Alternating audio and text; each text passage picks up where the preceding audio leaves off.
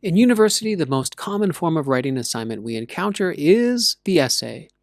And if you're in university now, you've probably written an essay before in high school, so you're somewhat familiar with the form and genre.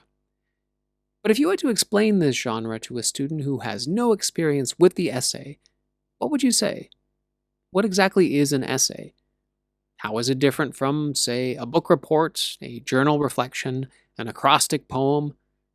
More importantly, why should you care about the essay? What good will it bring your life besides good grades? Well, to answer these questions, we need to go back in time almost 500 years ago, when a French nobleman named Michel de Montaigne, at the advanced age of 38 years old, decided he was going to quit his job in the court system, retire to his estate, and focus the rest of his life on writing. And in particular, he wanted to learn about himself through the writing process. In his words, to draw my portrait with a pen. Now, what made Montaigne different from his contemporaries was that he didn't set out to write novels or plays or long philosophical treatises. What he ended up writing were short reflections, just a few pages each on average, and that covered a wide variety of subjects. He called these reflections essays.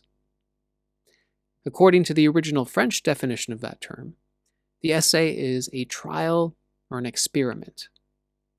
There's almost a scientific connotation to this definition. You have a hypothesis or a thesis, and you try to prove that thesis with good evidence and examples. But the fun and rewarding part is that in trying to prove that thesis or that argument, you often end up refining or changing your perspective altogether. And this really exemplifies the second definition of essay, which tells us that to write an essay is to try, to attempt something, to take a stab at it. Now, this definition is a little more informal, even kind of humble, because it assumes that the author is not an absolute authority who spent decades researching the subject. Rather, the author is just a curious and literate person with a desire to learn something new and interesting. And as studies bear out, the best way to learn something new is to teach it to others. Now today, almost 500 years later, these definitions neatly encapsulate what it is we're trying to do as students when we write essays in our courses. We're making and supporting arguments, but more importantly, we're discovering something fundamental about ourselves, our culture, and our world through this activity. So what did Montaigne himself write about? Well, whatever he felt like. He wrote about vanity and fashion, about drunkenness and moderation, and I'll go ahead and assume he wrote the former after a rough night with the latter. He wrote about parenthood, the qualities and behaviors that make one a good parent. About cannibalism, a quality or behavior that does not make one a good parent. He wrote about smells, about thumbs. One of his most common subjects was classical philosophy, a subject that did require he read, cite, evaluate, and analyze sources, just like students of the essay are often expected to do today. He also wrote about loneliness, one of the professional hazards of being a writer. But regardless of his subject, what makes the essays consistent as a genre or as an art form is that they all present an argument, or a thesis. Now, if Montaigne were an undergrad student today writing his essay about smells in my class, for example, he would probably have to sum up his main argument in a neat one-sentence thesis at the end of that first paragraph.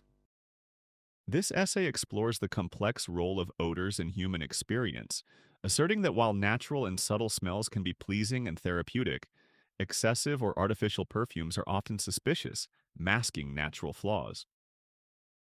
After presenting his thesis, he'd have to go on to defend it with supporting arguments and evidence. Why exactly would smelling certain substances be therapeutic? What health benefits can be gained from a big whiff of French lavender? How could those therapeutic benefits be compromised by the lingering mix of BO and Axe body spray? Well, to let us know, and to make it easy for us to understand his rationale, he'd have to present a discernible paragraph structure to his paper, usually starting with an intro, ending with a conclusion, and presenting the supporting arguments in the body paragraphs. Now, he may be required to cite some credible sources to defend his argument, and if he were writing in my class, he'd be expected to follow the citation conventions set out by the MLA or some other group of the wise and learned, but that's the subject of another video. For now, the last criteria of the essay to note is that it always benefits from revision and reflection on the author's part. Because when you think about it, short-form, insightful reflection is precisely what the essay offers its audience.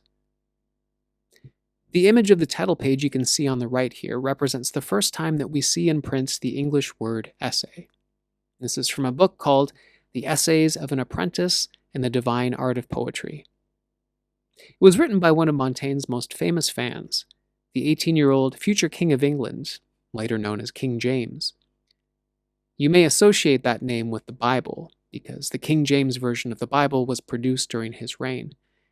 You may even know King James as the author of another book called Demonology, a nice how-to guide on how to spot demons and people possessed by demons. But his first book, which was relatively demon-free, was about learning how to write poetry, hence the title, Essays of an Apprentice in the Divine Art of Poetry. Now, when we write essays, regardless of the subject, we're taking on the role of an apprentice as well. We're learning something. We're engaging in that trial or the experiment with our external sources, with our own thoughts and ideas, and with the ultimate goal of learning more about this new subject. And if we can learn something new about ourselves and our culture in the process, then we're really continuing Montaigne's tradition. And I hope, proving why the essay is not just a task to complete in order to pass a course, but a real opportunity to make our intellectual lives that much richer. That's all. Thanks for watching. Get it right.